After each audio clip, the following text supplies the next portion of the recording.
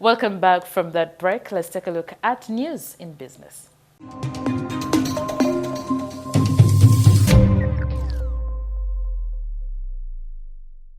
In business tonight, the Uganda shilling has been relatively stable against major forex rates since the beginning of the financial year.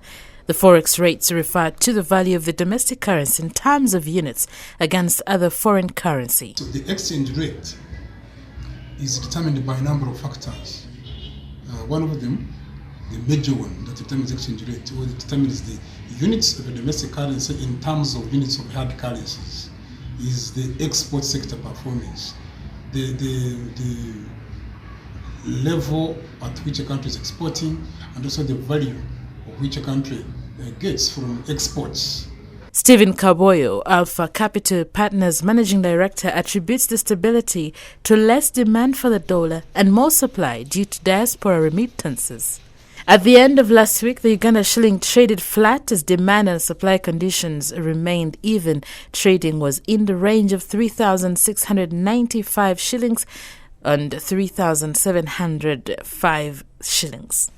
We've seen a fairly stable shilling since 2019 open, with a mild bias towards appreciation. Actually, in particular, this week, the shilling strengthened just yesterday. Monday morning, commercial banks quoted the shilling as trading at 3,694 and 3,704, buying and selling respectively, unchanged from last week's trading session. Kaboyo notes that the stability of the forex rate has impact on the economy in a way that it creates an opportunity for the central bank to build reserves. The Democratic Republic of Congo has joined its East African neighbors in the adoption of an electronic cargo tracking system that is intended at reducing the cost of trade and check tax evasion. The electronic system, launched in Kampala, enables real-time tracking of transit cargo from Mombasa port to its destination through an online platform monitored by all partner transit states. Uganda's customs head at the Uganda Revenue Authority, Dickson Kateshumba, said tracking goods en route to DRC is expected to reduce transit risks, increase the confidence of traders, and ultimately grow trade between the two countries. As of June 2019, statistics between the two countries indicated that formal trade volumes stood at $151.7 million, while informal business fetched approximately $139 million. According to Trade Minister Melia Chambade, Uganda secured a $14 million loan from the World Bank to construct 3 modern markets across the border with DRC in a bid to promote and improve trade.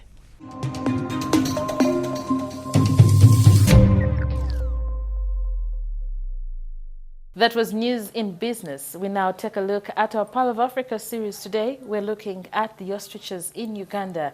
The ostrich is the world's largest flightless bird. These birds are known for their long necks and legs. Now, in spite of their height, the ostriches were blessed with a very small head, which is a combination of one round eye measuring up to 5 centimeters and the tiniest of brains. Here is Dan Mirembe, a zookeeper at the Uganda Wildlife Education Center, showing how to differentiate between a male and a female ostrich.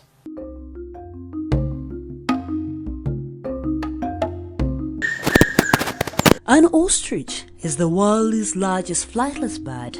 These birds are known for their long necks and legs, which lift them high above the ground.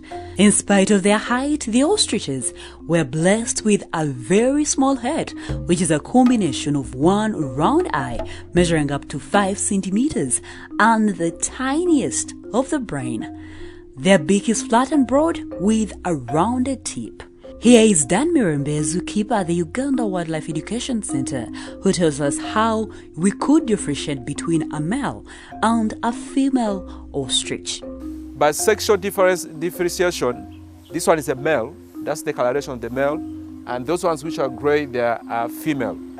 So that's how you can tell the difference between a male and a female. So beside the coloration, you can as well tell from the size.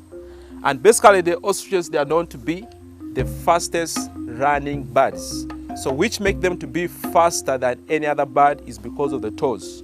So they have the toes, 2 toes, which is a powerful aid, that gives them the ability to be very fast. On the 2 toes, there is a large nail which resembles a hoof. It is this they use to kill predators. However, when threatened, ostriches run. These birds can run up to about 70 kilometers per hour. Ostriches do not have teeth, but they feed. This is through swallowing and picking using the beak.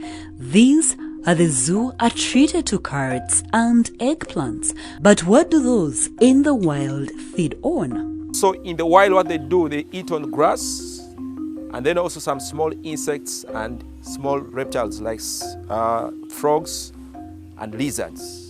Unlike other birds, ostriches lay large eggs. In a month, they lay 15 eggs, but it is reported that they get to this figure by laying an egg every after 2 days. The most active months are February and June because they are dry months. The mating sessions for an ostrich are said to be the noisiest. They make funny sounds which include roaring like a lion, booing and hissing. In preparation for incubation, a male ostrich prepares the ground by digging a hole, which is about 1 meter wide and 1 foot deep. In the hole, it pours in sand, which helps in generating warmth for the laid bird. Basically, in Uganda, ostriches are found in Kidepo Valley National Park. Kidepo is located in the northeastern part of Uganda.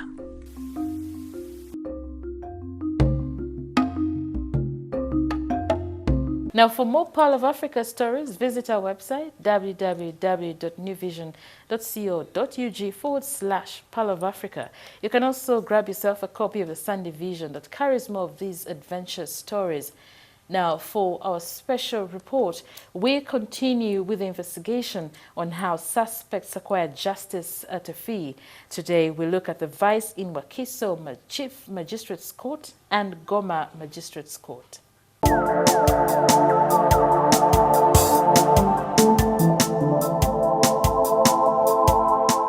We continue to look at various courts of justice in Uganda where justice is received at a fee.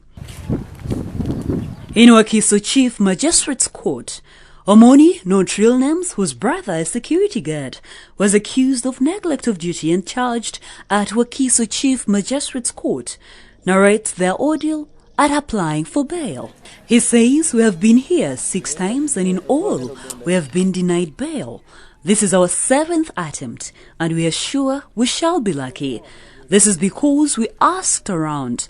Here you can only get your person out if you pay something," Omoni says.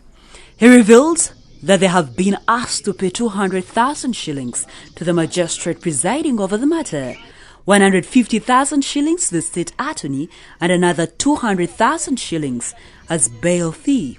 Indeed, upon payment of the money, their brother was released on bail on May 7th, 2018.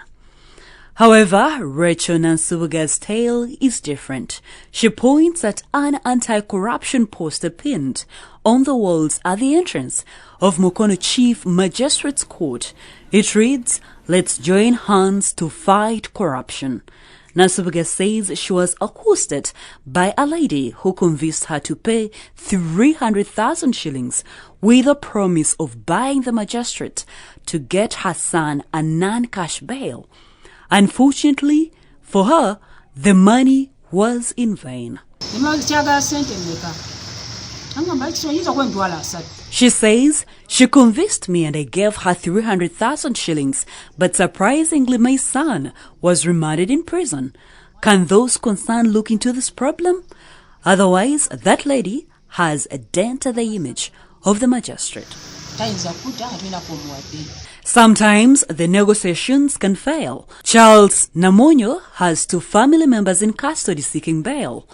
His people have been on remand for 30 days, charged with trespass and malicious damage. He and his son claimed to have been negotiating with 3 court officials, Grade 1 Magistrate Doreen Kalunji, State Attorney Damba Ramala, and a court clerk identified as Patricia Niwotwine.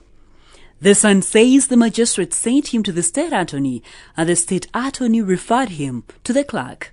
State attorney nangamba nti omulamuzi agala milioni mu emitwalo 2.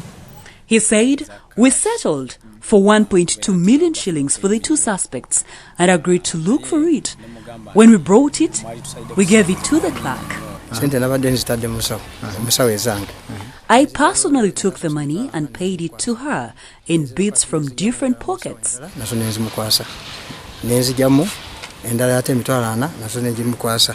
She was alone in office and she gave me a condition that I must come alone.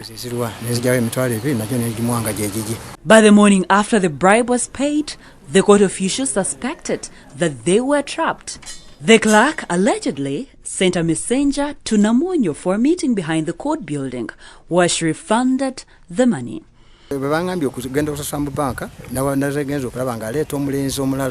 Namonyo said, "She told me the magistrate had changed her mind on the bribe and asked us to pay in the bank for the bail.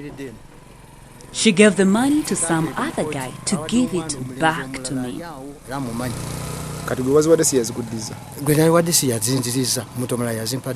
The case is not any different at Goma Magistrates Court. Goma Magistrates Court is located on the top of a quiet, beautiful hill overlooking Mukono Municipal Council, Goma Division offices in Mukono District. Most of the cases handled in this court are small, bailable offences. A police officer, only identified by her uniform as number 42161, Adong explains that though these offences are bailable, court normally remands suspects on their first appearance for up to 1 month. In our investigations, we are trying to secure bail for a suspect of an advanced age who is accused of obtaining goods by false pretense. It's his first time in court. He has no close relatives and the prison bus is 1 hour away from reaching the court. Although the court is packed to capacity, the relatives are a handful, an indication that the majority of the suspects, mostly youthful, are going to be remanded.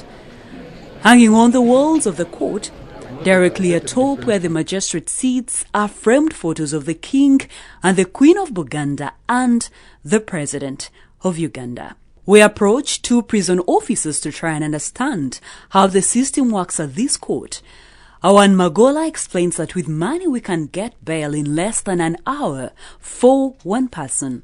He may accept, he may refuse. He may accept, he may refuse, or he might say, and then add something which I don't know. Which what? Which I don't know. He asks us to state our stand so that we can discuss with the state attorney, who will then present our need for a cashless bail to the magistrate.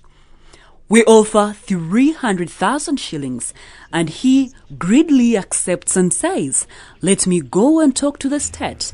I may reach there and he, who is the magistrate, will accept or refuse, or he might ask you to add something." On his return, after 5 minutes, assures us that our person will get bail and advises us to also get 2 LC letters to sureties with national identity cards.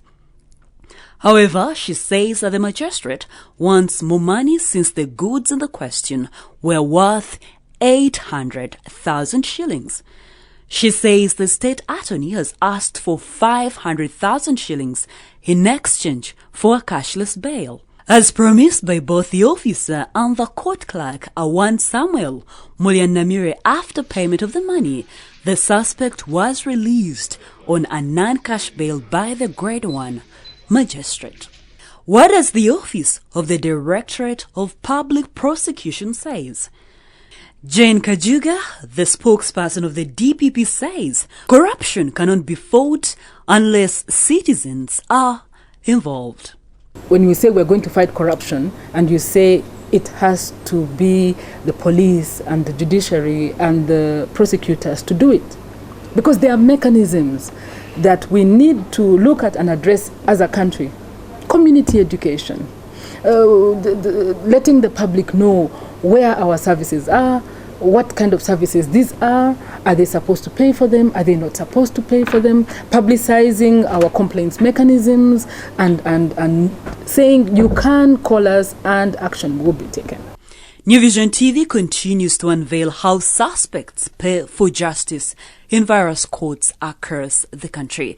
We will go further into this investigation tomorrow.